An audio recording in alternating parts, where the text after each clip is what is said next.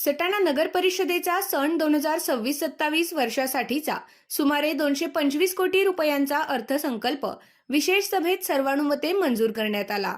विशेष म्हणजे या अर्थसंकल्पात कोणतीही करवाढ किंवा दरवाढ करण्यात आलेली नाही।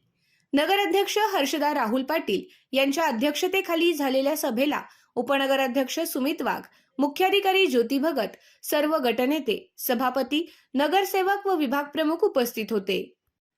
मुख्याधिकारी ज्योती भगत आणि लेखापाल निलेश वाघ यांनी सभागृहासमोर 225 कोटी रुपयांचा तसेच 2,36,153 रुपये शिल्लक दाखवलेला अर्थसंकल्प सादर केला। यंदाच्या अर्थसंकल्पात विकास कामांना प्राधान्य देण्यात आले आहे। श्री देव मामलेदार यात्रेसाठी शासनाच्या यात्रा अनुदान योजनेतून इतिहासात प्रथमच 1.5 कोटी रुपयांची तरतूद करण्यात आली आहे।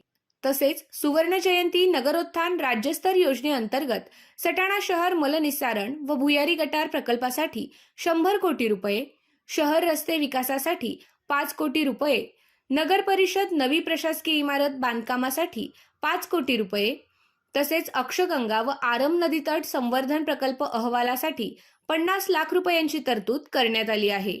दरम्यान अंदाजपत्रकात केवळ 2.25 लाख रुपये शिल्लक दर्शवण्यात आले असले तरी विद्युत बिल, पाणी बिल व सेवानिवृत्त कर्मचाऱ्यांना देणे अशी एकूण सुमारे 15 ते 17 कोटी रुपयांची थकबाकी असल्याचे नमूद करण्यात आले। तरीही हा अर्थसंकल्प सटाणा शहराच्या सर्वांगीण विकासासाठी व मूलभूत सोयीसुविधा बळकट करण्यासाठी सक्षम ठरेल असा विश्वास नगराध्यक्ष हर्षदा पाटील यांनी व्यक्त केला।